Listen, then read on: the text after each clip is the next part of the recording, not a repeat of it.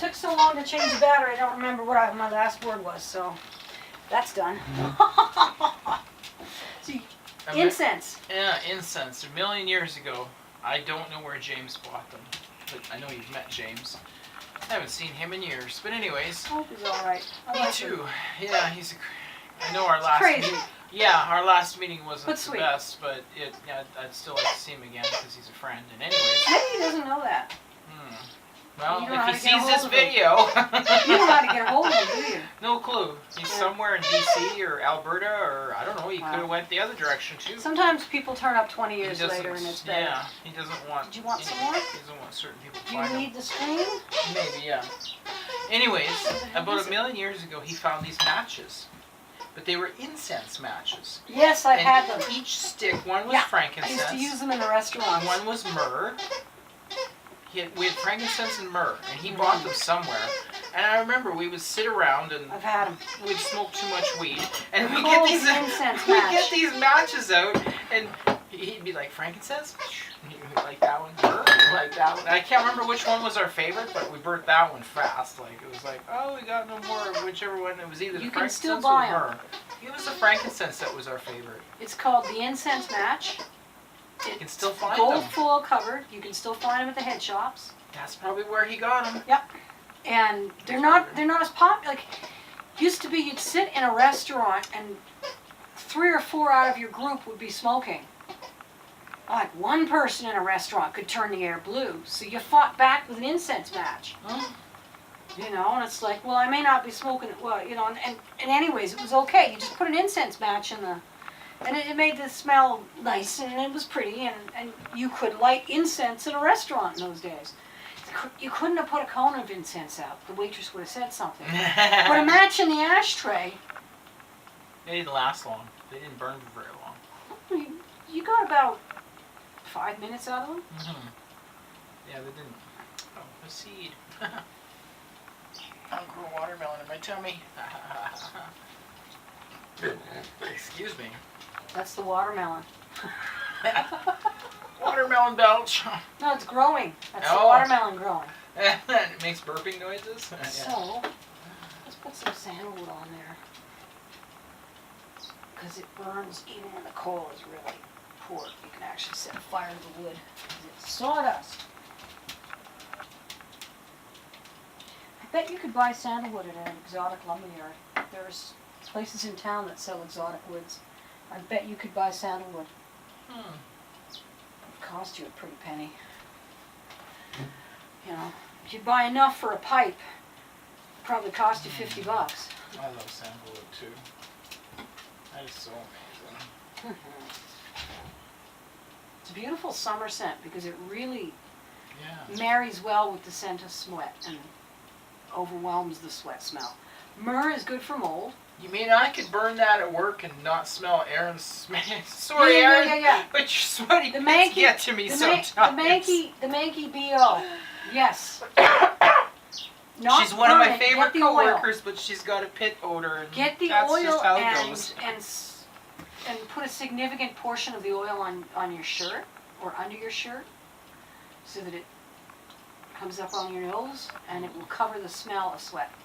And yeah, the trick with scents is to find the right scent to go with the one you're trying to cover. Although I have to say, she's not the most offensive person I work with, because there's another one that wears too much perfume, and That's I find worse. that far more offensive. And you can't than fix this- perfume with perfume. Like the pit odor is one thing; she can't help that shit.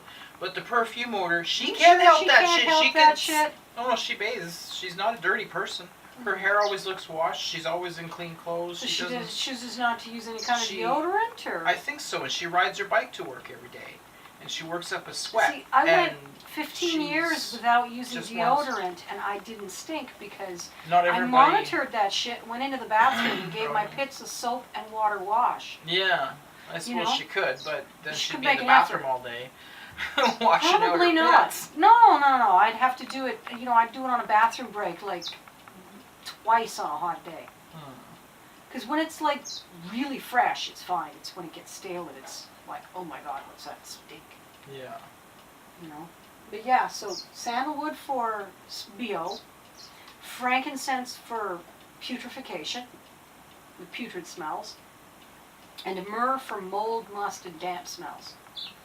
And that's why frankincense and myrrh were funeral herbs and so valuable that they were given to the newborn king, because between frankincense and myrrh, you can cover up all the stink of a castle rather well. Yeah. I have no idea what's behind patchouli. I hate that smell. I love it. I got some for you.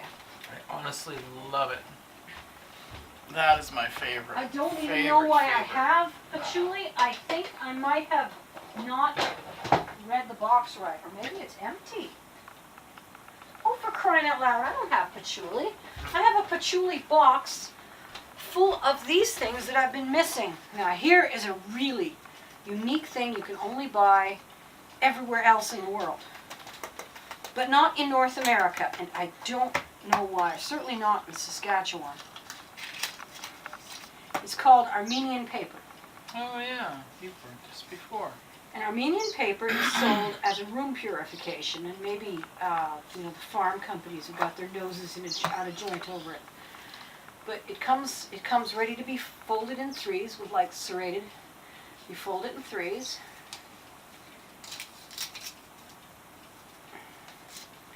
If there's a fuzzy edge, that's the edge you want to light. You put it in an ashtray or a censer. Well, an ashtray will do, or on a bolt plate. And take a lighter. Here, I'll do this over here. Take a lighter.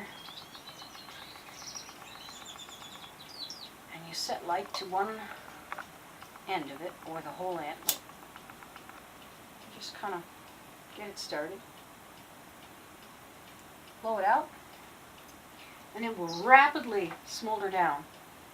And it's a very nice, light, crisp smell. And it smells to me a lot like a natural version of Febreze or that nil odor stuff. That odor neutralizing smell that they put into stuff. But this smells like it, but as though it's natural versus chemical. Like the difference between real strawberries and strawberry candy. The most ancient natural room deodorizer and air purifier. That's what it says on Are you reading the French? there. No, I'm reading the Oh, there's English. Okay. There's Anglais on there. Yes, there is. And there is me holding And this it's one out. supposed to be helpful for wow. purifying viruses and There's bacteria. For helping to clear a room. This is from back in the days when they thought that diseases hung out in the air. You might be able to get this in Montreal, since that's a Montreal address on the back there. Okay. Yes, you probably can then. Yeah. These days you can order it off Amazon, actually. Naturally. I went out to go Amazon. They have everything in the universe, pretty much, eh? It's 1885. So yeah, this was invented in the days when they thought diseases were born on the air versus a cough or a sneeze. But someone did recently do a study and found that certain incenses like when you turn the air blue with incense, some of those incense resins actually do have the property of reducing bacteria counts on the walls. They went in and they rubbed the walls of the room for bacteria before and after. And the incense killed off up to 95% of the bacteria. Oh, that's pretty trippy. It is. Yeah, I remember learning that and going like, wow, that's awesome. I like incense. So that's Armenian paper, and that's what it's supposed to do, is purify the room.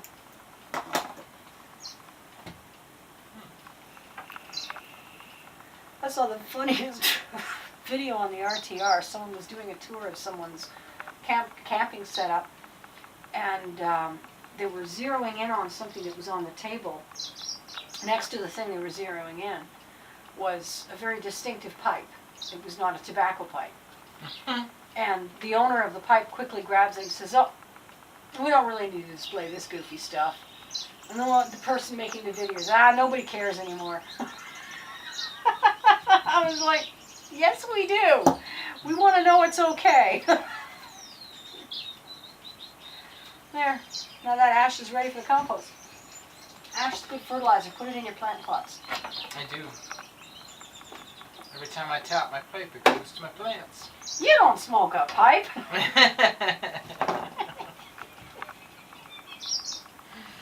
Incense ash, that's it. Yeah. July 1st. July 1st, and we can make all the evidence we want. Yeah.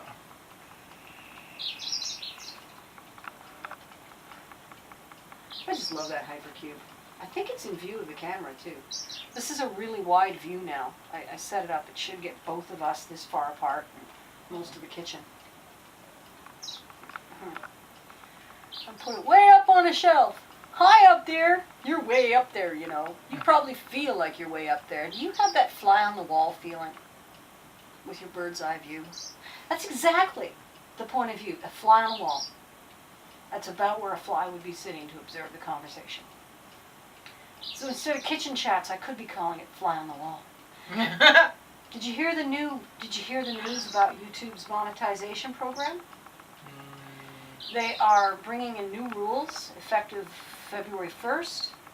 In order to be eligible at all, you have to have 4,000 hours of viewing time and 1,000 subscribers. You have to have both.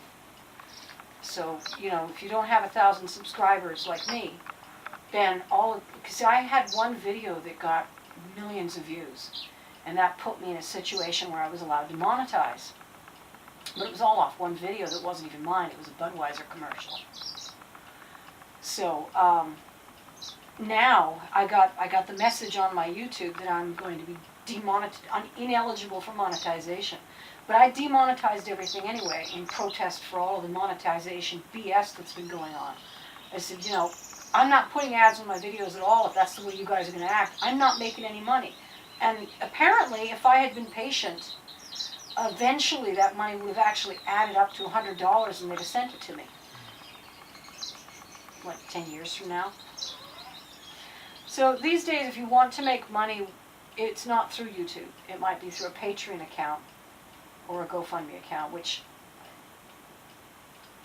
I'm still thinking about. I really, really am thinking about that. You know, I have both. I have those accounts. I've just never set them up to ask for money. I've sort of held them in abeyance because I thought, well, because when I set them up, Dan was being particularly miserable, threatening. He was like a thunderstorm. You never knew when he was going to slam something. And one time it actually almost got physical. I was like, I could see it in his eyes. Push him one more time, he was going to push back physically. And that was, you know, so I'm like, okay, if I have to flee, I'm going to set up these accounts so that with any luck, someone out there will help me get by till I sort myself out. But unless I need it, I thought, you know, I don't want to do it. But there are people using Patreon just to support their video making, to support themselves. There are people using GoFundMe to pay for their pets' spays and neuters. Why the heck shouldn't I use a GoFundMe to pay for the ramp on the back of my truck or the batteries of my bus, you know? And why shouldn't I look to Patreon for income?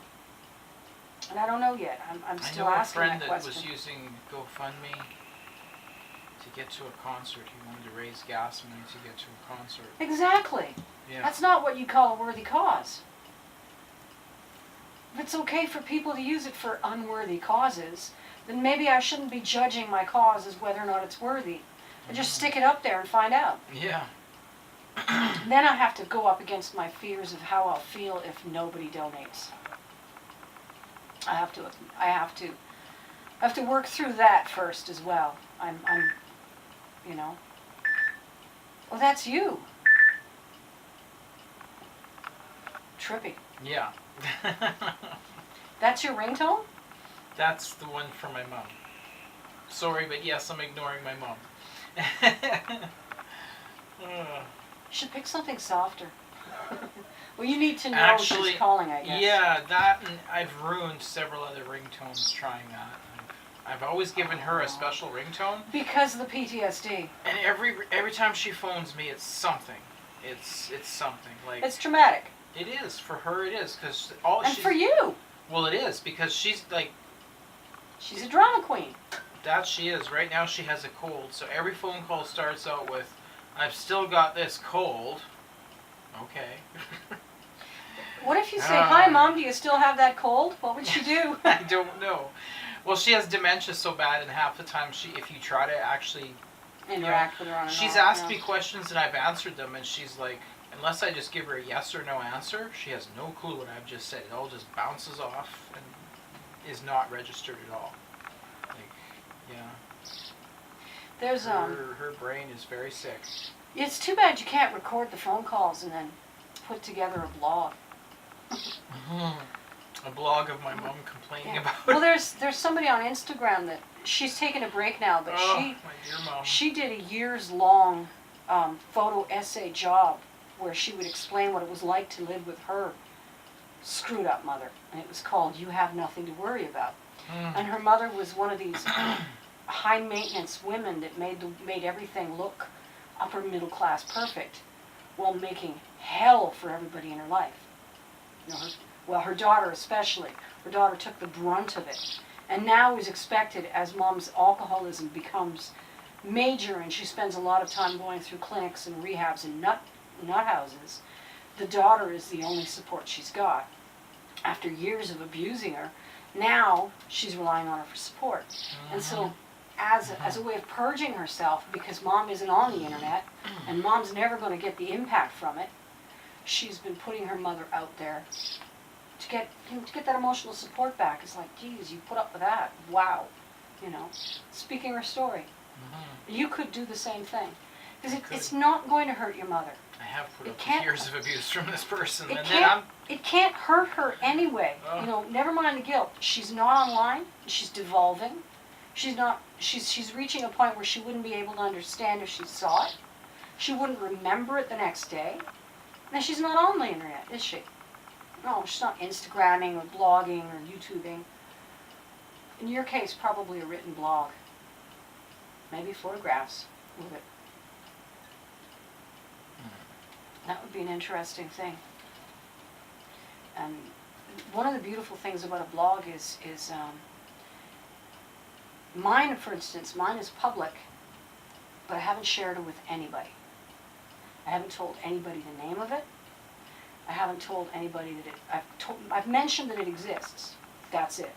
The only way anyone's going to find it is they're either going to accidentally stumble on it, and I know some other people who have blogs on the same site, and I've carefully not read their blog from mine. I don't want them to link back, because I want to be able to speak frankly in my blog. And there's only one other person in the world who reads it. I don't even know who it is. Someone in the States. Oh, wow.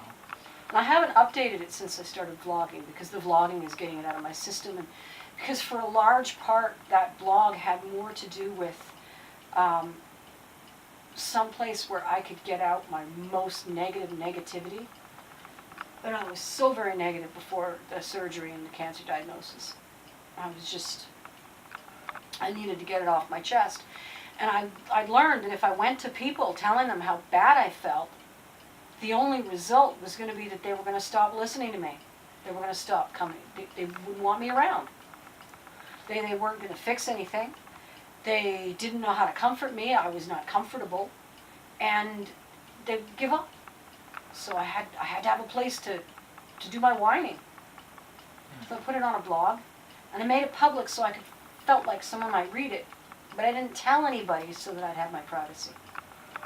And it's still there, and like I say, one person reads it somewhere. And I haven't written in it for a year, close to a year. I should probably get on it in the next couple of days just to update the blog. Because it's also a thing that someday I'm going to die. And someone's going to want to know my story, maybe. Someone may want to know my story. Because then I'm seeing that with people that are dying. The people around them are like, okay, everybody, drag out your pictures, tell us your stories, tell us what you know about this person. Let's build a comprehensive picture of who this person we've lost was, because that helps us fill the void they're left. You know, because like, if someone's part of your world, then there's something about them that's unique. Then you're like, I'm so glad that's in the world, and I can access it when I want to. I can go see them. I can hear from them. I can talk to them. I can, you know. And then when they die, they're like, the last 5 years, I didn't go see them. I hardly heard from them. And now I want to know what they were going through. And the people they were interacting with are sharing that. And so everybody gets to get, it's kind of like watching reruns after a show's canceled. It helps you not miss it. Yeah. He And reminded me of Darcy. It's been 1 year since he died. And I had lost track with him over the last 5 years of his life, and Yeah. he was it one of the happens. last. No, he wasn't. Actually, I think welfare is still burying people, but he was one of the last people that got buried before the last budget cut. So he might have gotten Well, they slightly still bury better. you. They just. I think they're no longer paying for a nice casket. Is the bottom line. They're only giving you the bottom line cardboard box cremation. Yeah, well, for him it was a cremation, and then they buried the urn, which none of us wanted it to happen. 2 of us wanted to walk over to the gravesite and just reach in, grab out his urn, and dare them to say anything about it, because we didn't want him buried, and he didn't want to be buried. They were But he going didn't against have any his- next of kin to. yeah, his family didn't even Okay. they didn't care. The brother showed up because he wanted to get into his bank account, because he felt that he had been slighted over the years, and that And so he didn't Darcy care owed what money. happened to the urn. Yeah, and he didn't give a flying fuck. And his sister, she kind of wanted to come, but didn't. And yeah, it was just sad disconnect from family. And he was a nice person. I liked Darcy. He was a cool guy. But he had the problem of being sexually non-status quo, did he? No, No, he wasn't gay. no, He no. wasn't Actually, He He- wasn't queer. it was so funny hearing Daryl trying to figure that one out, because Darcy actually said to him once, "I would date you if blah blah blah." But I don't think Darcy was into guys per se. I think it was just, he felt so close to Daryl that he would date him. Just Yeah. as a friend, that he could see himself transcending those and not Right. caring about his gender, because I mean, And because and Daryl's because- gay, he wanted to and- say something nice. that too maybe. But Darcy had also been in love with a trans woman for many, many years. Him and Tanya were together, like when I met Darcy and Tanya, they were like a couple. So and they maybe were that's together. what separated him from for- his family. Maybe they couldn't handle the fact that he Yeah. was with a First Nations trans woman Because usually that even in an sold her abusive, body on the streets for money. anything short of extreme Yeah. abuse, families Oh, yeah, Tanya was keep one of the maintain nicest some people I level ever of knew. connection, you know, Huh. generally. But bigotry and severe abuse are the only things that I've seen break up families. Yeah, well, Tanya's family never left her. They always supported her, but maybe Darcy's family didn't see it the same way. And yeah, It could have been that. They lost an opportunity to have a nice daughter-in-law because Tanya was a pretty cool person. Yeah. Well, I really like that, seeing the transgender is now the new fad, because what it means is, well, in the first place, you can get good enough medical care that a lot of trans people, especially starting young, can pass well enough that bigots don't pick up on it, don't clock them. And so then they can, a couple like that can just be a heterosexual couple, and it's nobody's damn business how they bang their uglies together. Because Oh yeah, and Tanya did pass very it's nobody's well. business, You would have never guessed But- it.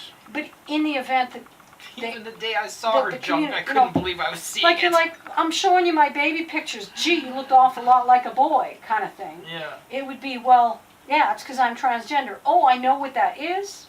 I've heard about it. I know that my community is like grudgingly going whatever. And so I don't have to disapprove, and I don't have to react. And I'm like, oh, okay. And these people can get over it, the ones that want to be nice about it. There's probably a nail loose. That thing needs to be repaired. Okay, then I shouldn't scratch my foot across that. My foot's Oh. itchy. I scratch my foot on these wheel things. Uh-huh. They're really useful that way. I got to pee so bad, I don't think I can make it through the rest of the half-hour kitchen chat.